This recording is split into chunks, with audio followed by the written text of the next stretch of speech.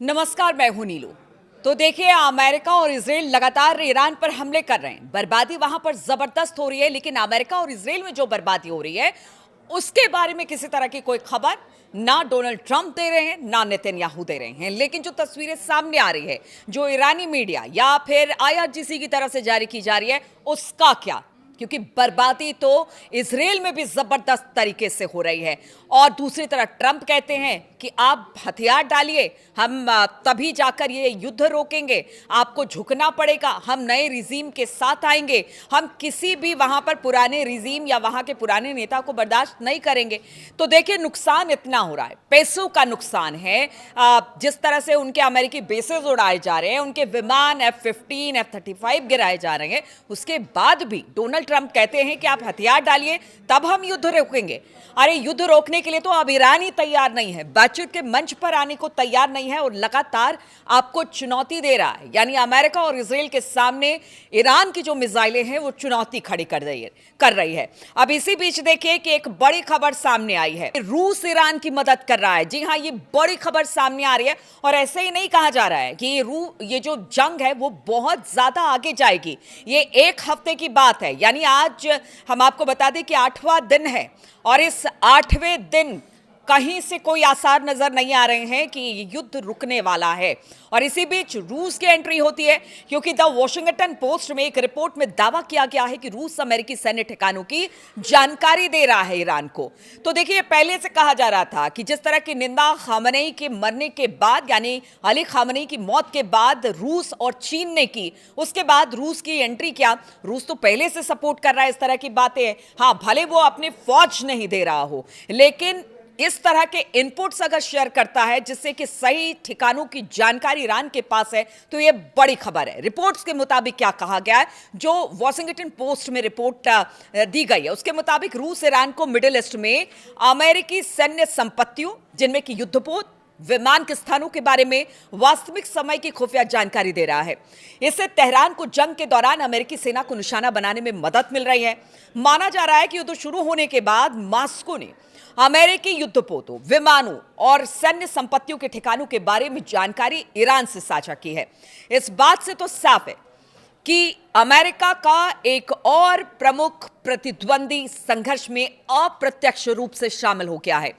विश्लेषकों की माने तो खुफिया जानकारी साझा करने की खबरों से अमेरिका से जुड़े ठिकानों पर ईरान के कुछ हमलों की सटीकता यह बताती है कि ईरान के पास अमेरिका और इजराइल के सैन्य ठिकानों की सटीक जानकारी थी, क्योंकि संघर्ष शुरू होने के बाद से ईरान ने क्षेत्र में अमेरिकी सैन्य ठिकानों, दूतावासों, अन्य लक्ष्यों और हजारों एक तरफा हमलावर ड्रोन और सैकड़ों मिसाइलें दागी, और वो बहुत सटीक है।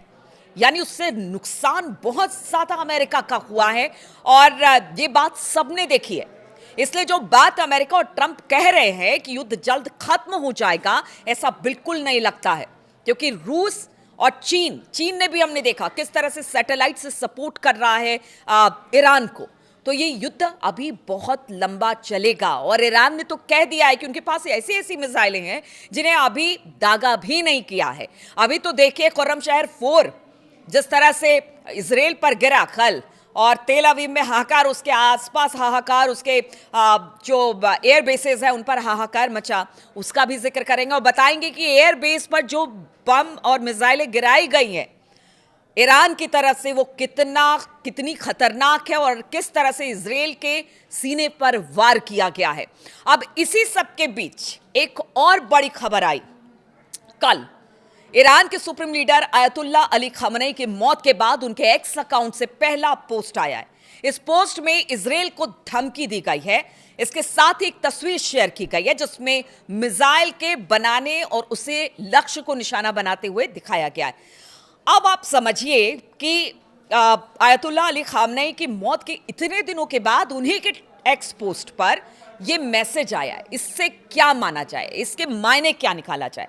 देखिए, कहीं ना कहीं ये कहा जा रहा है कि जो आयतुल्ला खामनेई साहब थे, उन्होंने एक उनके जाने के बाद किस तरह से ईरान आगे बढ़ेगा इस युद्ध में, क्योंकि युद्ध जैसे हालात उनको पता थे कि अगर मैं नहीं रहूंगा तो फिर युद्ध जैसे हालात होंगे, और इसके बाद ईरान क्या करेगा उसको लेकर उन्होंने अपने जितने भी लोग थे, एक तो पूरी लेयरिंग कर ली कि कौन कैसे कमान संभालेगा, और दूसरी कि उन्होंने समय समय पर यह बताने की कोशिश की है कि आप पीछे मत हटिए, और उनमें उत्साह भरने की, उनमें एक जज्बा जगाने के लिए इस तरह से एक्स पर पोस्ट किया है। अब ये कौन हैंडल कर रहा है नहीं पता, उसके बारे में आपको बताएंगे। तो इजराइल और अमेरिका ने 28 फरवरी को ईरान पर हमले की शुरुआत में ही सुप्रीम लीडर अली खामनेई साहब को निशाना बनाया। 1 मार्च को ईरान के सरकारी टीवी ने उनकी मौत की पुष्टि की, जिसने मिडिल ईस्ट को गहरे संकट में धकेल दिया, और उसके बाद से अब हम देखी रहेगी क्या हो रहा है वहां पर। खामनेई पर हमले के 7वें दिन एक्स अकाउंट पर एक मैसेज शेयर किया गया। इसमें कहा गया कि ज़ायोनिस्ट शासन ने बहुत बड़ी गलती कर दी है। अल्लाह के करम से इनके नतीजे यानी कि इजरायली शासन को निराश कर देंगे, और वो निराशा, वो हताशा, वो वहां पर लोगों के मारे जाने की खबरें, लोग परेशान हैं, इसे साफ तौर से देखा जा सकता है। देखिए, ईरान में भी नुकसान भरपूर हो रहा है, लेकिन इजराइल और अमेरिका को भी नुकसान का सामना करना पड़ रहा है। उसका तो जिक्र भी नहीं हो रहा है कि कितना नुकसान हुआ है, लेकिन ये नुकसान अरबों खरबों का बताया जा रहा है। अब इस पोस्ट पर आते हैं, तो इस पोस्ट के साथ एआई से बनी एक तस्वीर भी पोस्ट की गई है। दिवंगत सुप्रीम लीडर के अकाउंट से शेयर की गई ये तस्वीर जो है, उसमें मिसाइल को बनाने से लेकर हमला करने तक के कई चरणों का दृश्य दिखाया गया है। इसमें वैज्ञानिकों को मिसाइल बनाते, सैनिकों को लॉन्च करते हुए और अंत में टारगेट पर हमला करते हुए दिखाया गया। तस्वीर में एक हाइपरसोनिक मिसाइल नजर आ रही है, लेकिन किसी खास हथियार या संभावित हमलों का जिक्र इसमें नहीं किया गया है। तो ये एक तरह से सिंबॉलिक है कि ईरान हथियार नहीं डालेगा, ईरान लगातार हमले करेगा, और ईरान कह भी चुका है मरते दम तक वो इस लड़ाई में शामिल रहेगा, वो पीछे नहीं हटेगा। हालांकि अभी ये साफ नहीं है कि खामनेई का अकाउंट कौन मैनेज कर रहा है, लेकिन तकनीकी रूप से देखा जाए तो ये मौत के बाद दूसरी पोस्ट है, क्योंकि इसके पहले 1 मार्च को मौत की पुष्टि के बाद अकाउंट पर पवित्र कुरान की आयत शेयर की गई थी, जिसे उनकी मौत के बारे में संदेश के रूप में देखा गया।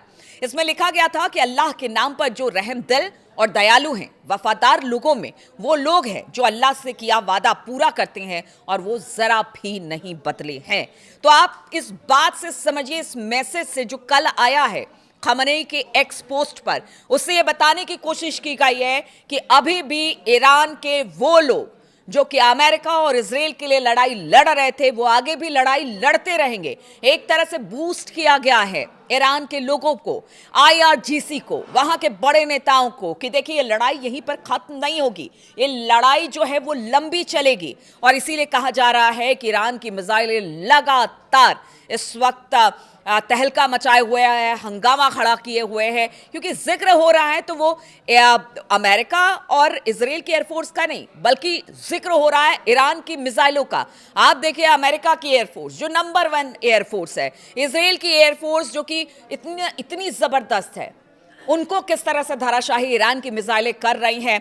और देखिए, जिस तरह से बीते कुछ घंटों में खास तौर पर खुर्रम शहर इजराइल पर उसने वार किया, इसके अलावा खैबर, फतेह, तेल अवीव एयरफोर्स बेस। हाँ, एयरफोर्स बेस के बारे में आपको बता दें, कहा यह जाता है कि आज तक इजराइल और नेतन्याहू ने यह नहीं कहा है कि उनके पास परमाणु वेपन हैं, लेकिन कुछ जानकार ऐसा बताते हैं कि जिस एयरबेस पर, तेल अवीव के जिस एयरबेस पर ईरान ने खुर्रम शहर 4, फतेह, खैबर से हमला किया, वहां पर परमाणु वेपन था।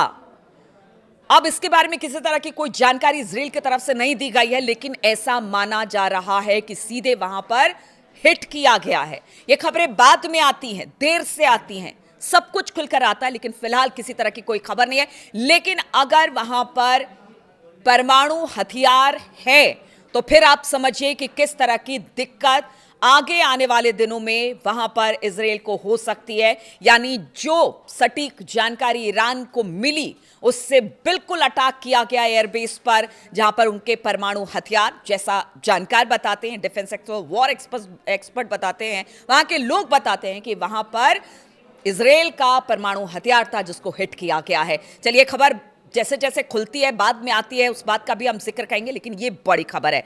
अब देखिए, रूस तो लगातार मदद कर ही रहा है, इधर चाइना भी सैटेलाइट से मदद कर रहा है, और दूसरी तरफ ये खबर आ रही है कि कुवैत में ईरान का कहर एक बार फिर से बरसा है। अमेरिकी एयरबेस पर हमला किया गया है और लगातार नुकसान पहुंचाने की कोशिश की जा रही है। तेल के दाम बढ़ गए हैं, यानी क्रूड प्राइसेस में जबरदस्त उछाल देखने को मिला है। अब तो देखिए भारत में भी इसका असर देखने को मिल रहा है। गैस प्राइसेस, ऑयल प्राइसेस सब धीरे धीरे बढ़ने लगेंगे अगर ये जो पूरा का पूरा मामला है आगे बढ़ता है और ये युद्ध लंबा खिंचता है। लेकिन जो अमेरिका चाहता है कि ईरान सरेंडर कर दे, ऐसा तो हो नहीं सकता है। मिसाइलें बहुत हैं उसके पास, अब तो चीन और रूस की मदद भी उसे मिल रही है। तो ये लंबी लड़ाई क्या अमेरिका और इजराइल के लिए परेशानी का सबब बन जाएगी, क्योंकि पैसे जबरदस्त तरीके से अमेरिका और इजराइल के खर्च हो रहे हैं। ईरान ने तो पहले ही कह दिया है कि देखिए अंतिम दम तक वो लड़ते रहेंगे। ऐसे में अमेरिकी अर्थव्यवस्था का क्या होगा, जो खर्चे हो रहे हैं उसको लेकर ट्रंप क्या जवाब देंगे। दबाव बहुत ज्यादा है, लेकिन युद्ध अभी रुकेगा फिलहाल किसी तरह की कोई उम्मीद यहां से तो दिखाई नहीं दे रही है।